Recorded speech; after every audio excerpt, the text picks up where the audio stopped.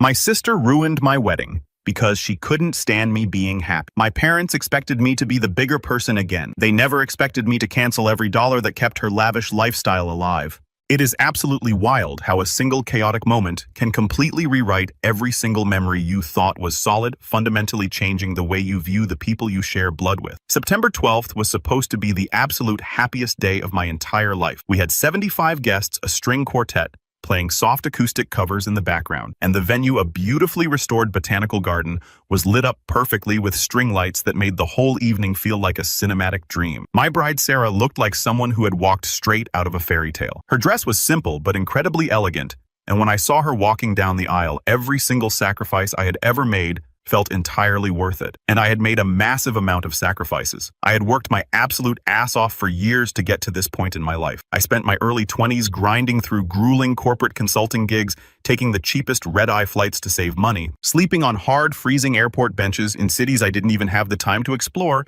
and getting wildly underpaid just to stay in the game and build my professional resume. I saved every extra dollar. I didn't go out to bars. I didn't take relaxing vacations. I finally made something of myself, clawing my way into a senior director position, and I honestly thought that for once in my life, I was allowed to celebrate my own happiness and financial stability. My younger sister, Chloe, absolutely did not see it that way. She is 23 years old, but she operates with the emotional maturity of a deeply resentful, angsty teenager. She came late to the wedding. That really should have been my first and most obvious clue that the night was going to take a dark, miserable turn. The beautiful ceremony was already completely over. She breezed into the reception wearing a deeply cut, gold backless dress that looked far more appropriate for a Las Vegas nightclub or a high school prom night than a formal botanical garden wedding. She didn't say hi to me. She didn't smile at Sarah. She just grabbed a large glass of champagne from a passing waiter and immediately found a dark corner to sulk in. I caught her eye exactly once from across the crowded room, and she looked right through me like I was a complete stranger, someone she had never met in her entire life. To anyone else looking at her, it might have just looked like she was being moody or tired, but I knew Chloe. I had known her for 23 years. That dead heavy silence was the prelude to an absolute storm. Just 3 weeks earlier, she had called me hysterically crying about her car breaking down again. She had already borrowed $1,500 from me back in May for transmission repairs,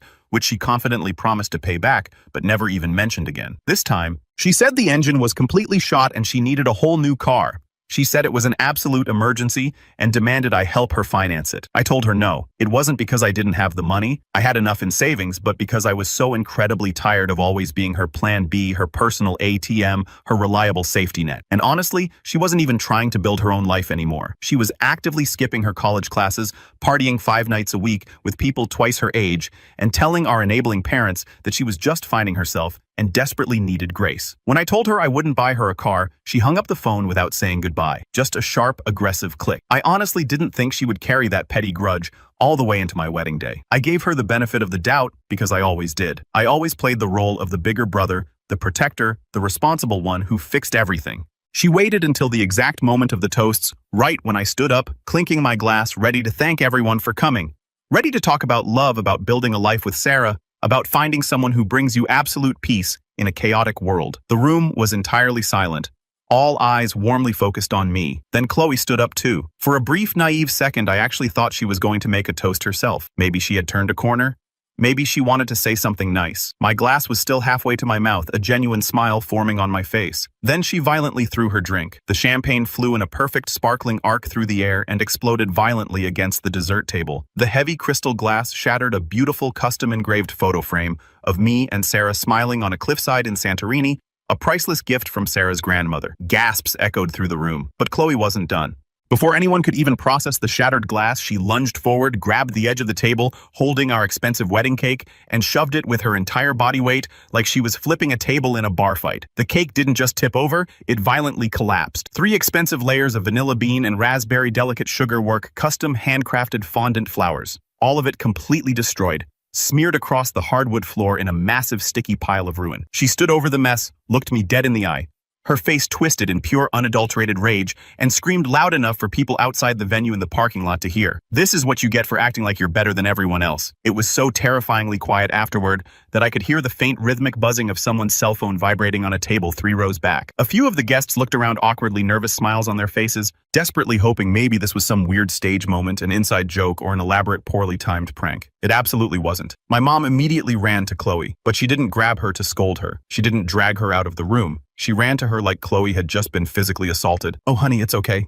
She just needs to let it out," my mom said, wrapping her arms around Chloe, holding her tight like she was a traumatized war victim who had just escaped the trenches. Sarah's parents stared at me in absolute horrified disbelief. My best man froze, his hands hovering uselessly in the air. Even the DJ scrambled to hit the pause button, killing the soft background music, making the awkward silence even more deafening. There was no apology from Chloe, no sudden realization of what she had done, no remorse in her eyes. She didn't even shed a single tear. She just aggressively pulled away from my mom, adjusted the strap of her ridiculous gold dress, and walked out of the venue doors like she had just won a debate and proved some grand victorious point to the world. I didn't say a word, not a single syllable. It wasn't because I didn't have a million things I wanted to scream at her, but because I knew deep down in my bones that this wasn't the place to say it. I absolutely was not going to let her turn my wedding reception into her own personal dramatic courtroom. I took a deep breath, forced a smile, turned to Sarah, said a few soft, reassuring words to her, and nodded to the wedding coordinator to start cleaning up the massive mess. The rest of the night limped along like a wounded animal. Some people tried to dance,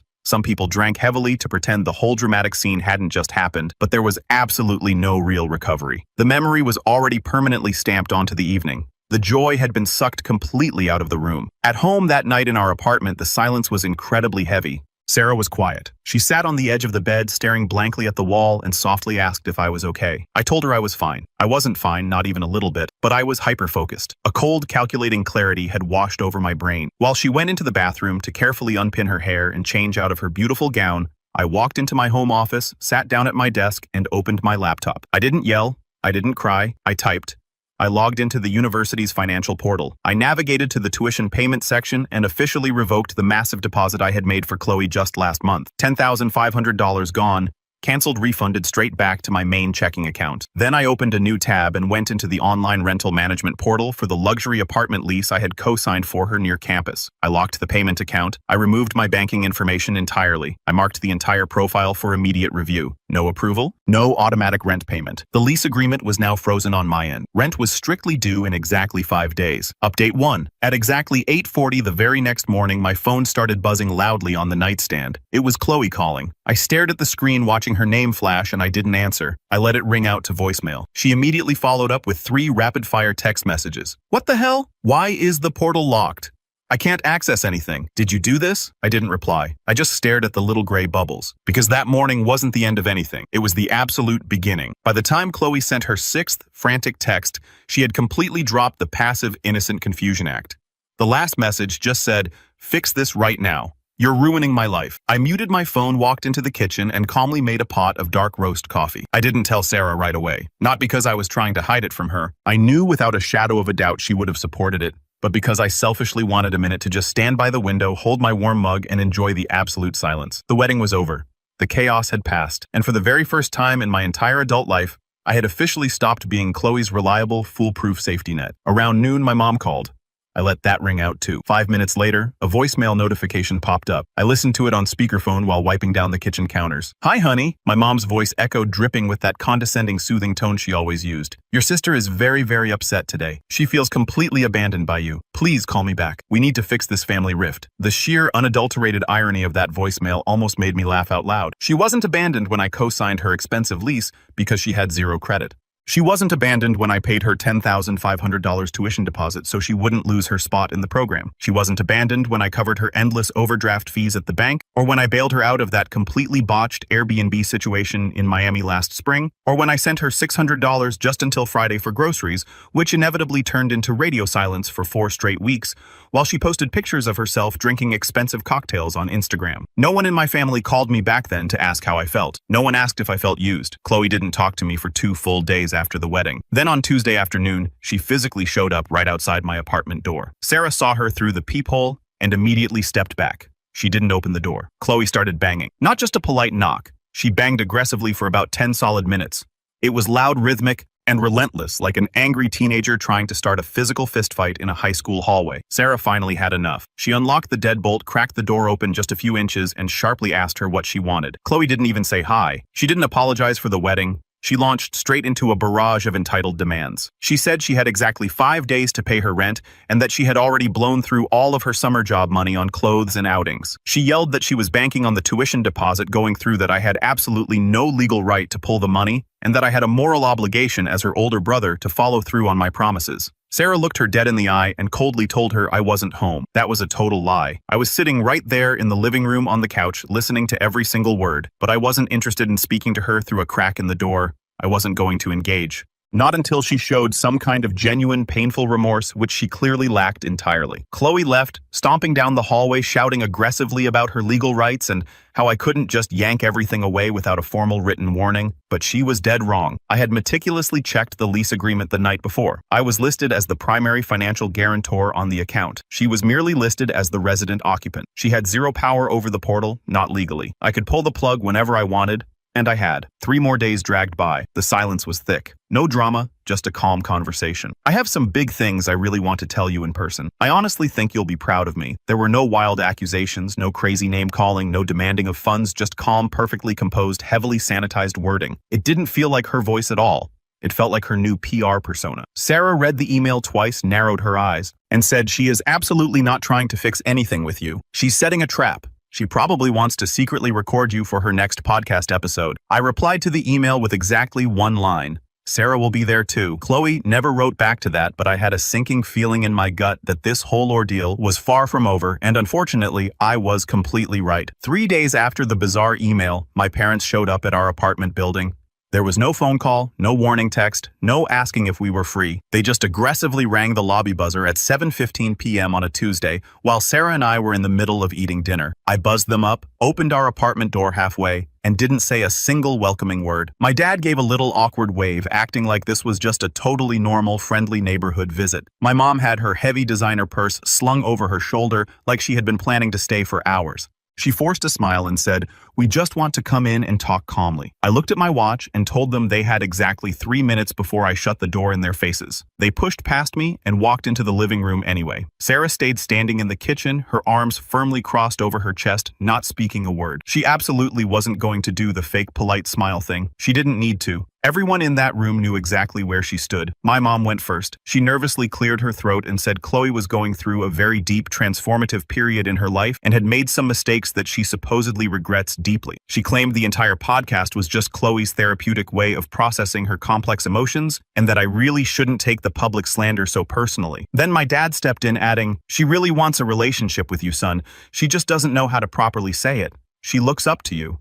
I stared blankly at them and asked if Chloe had actually explicitly said any of those words to them, or if they were just desperately hoping I would fall for their amateur mediation tactics. They completely avoided answering the question. Then my mom nervously adjusted her purse and said something that brought the entire room to a screeching halt. She moved back into our house temporarily, just until she figures her finances out and gets back on her feet. Sarah let out a sharp, mocking breath, loud enough for everyone in the room to hear it clearly. So now, the entire pathetic picture was perfectly complete. They had secretly paid her massive tuition bill. They had let her move back into her old childhood bedroom rent-free. And they were standing in my apartment right now, not to ask me for any more money, but to actively manage me.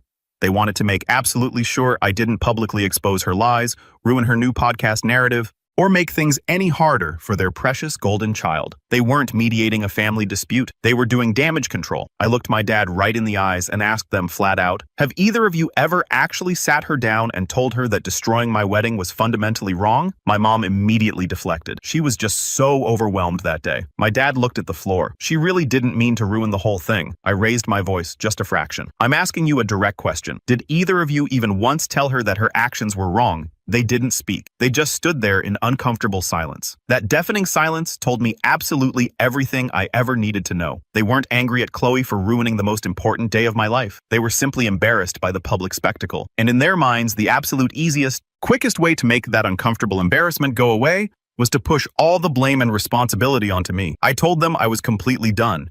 I was done with the financial bailouts. I was done with the heavy emotional guilt. I was done with their endless toxic games.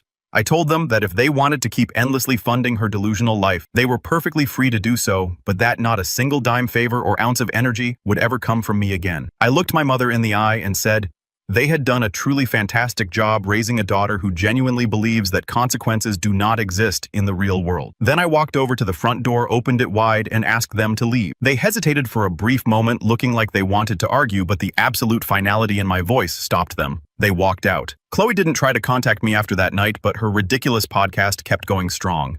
Episode 2 was entirely dedicated to narcissistic siblings who withhold love. Episode 3 was dramatically titled, "When They Try to Make You Look Crazy." Sarah and I actually laughed out loud when we saw that title pop up online. A few days later, I sat down at my desk and checked the remaining lease on our apartment. We had exactly 8 months left on our contract. I opened up our joint banking app, looked at our accumulated savings, ran the financial numbers twice, and walked into the kitchen. I told Sarah we desperately needed to take a trip, something very far away. Something incredibly warm, something that didn't have absolutely anything to do with any of this family trauma. She smiled a real, genuine smile. The next morning, we logged online and booked 2 expensive round-trip first-class flights to Bora Bora. We were officially leaving in exactly 6 weeks. No family, no endless drama, no screaming matches, just pure, unadulterated peace. The kind of deep, fulfilling peace that finally feels completely earned. The absolute last message I ever received from Chloe came exactly 2 days before our flight to the island. It was just a single fire emoji. No words attached, no context provided. It felt exactly like she was trying to send some kind of vague, edgy warning,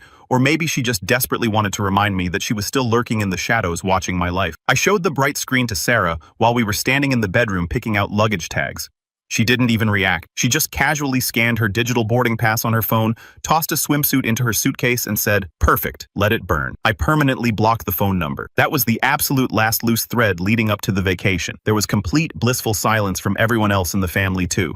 My dad didn't bother to call. My mom sent one incredibly generic, passive hope. "You're doing well," text message that I completely ignored and deleted. There were no more long-winded lectures about family unity, no more heavy guilt trips about forgiveness. I genuinely think they finally realized once and for all that I was absolutely not going to be the one to clean up and fix what they had so carelessly broken. Not this time. Not ever again. We left for Bora Bora on a beautiful, clear Thursday morning. There were no annoying layovers, no rushing through crowded terminals. I sat back in my plush seat and watched Sarah sleep peacefully against the airplane window as we crossed over thousands of miles of deep blue open water. And for the very first time in years, my brain didn't feel like it was constantly on fire. There were no anxious financial calculations running through my head, no emergency rescue missions to plan, no dread about the next phone call. Just absolute, beautiful quiet. Our private resort bungalow was built directly over the crystal clear water.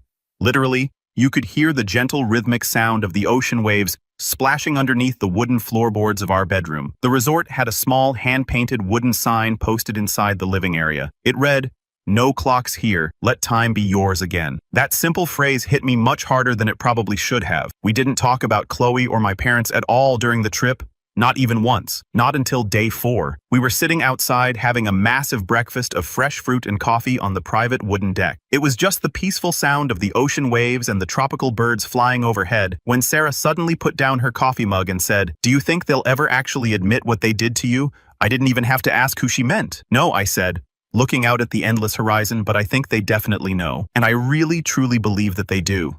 Not in a conscious, deeply reflective or apologetic way, but in that deeply uncomfortable, heavy silence that always creeps into a room when your favorite reliable scapegoat finally walks out the front door for good. They know I was always the one cleaning up her massive messes. They know they cowardly let it happen because it was so much easier than looking her in the eye and telling her no. And they absolutely know now that they can never ever reach for me like that again. Chloe stayed living with them in her childhood bedroom. She didn't find a new luxury apartment. Her old lease finally expired quietly, and the building management company seamlessly relisted the unit without a single problem. I know this for a fact because the property management company contacted me via email for the final signature confirmation to close out the account. She never reached out to me about it. She never sent a text saying thank you for the years of free rent.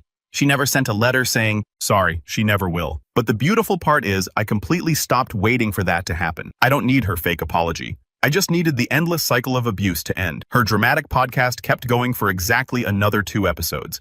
One was a rambling mess about being erased by your support system. Another was a wildly inaccurate rant about financial abuse inside modern families. I didn't listen to a single second of them, but my cousin Mia did. She texted me and said Chloe was stretching the absolute truth so incredibly hard that her stories completely stopped making any logical sense.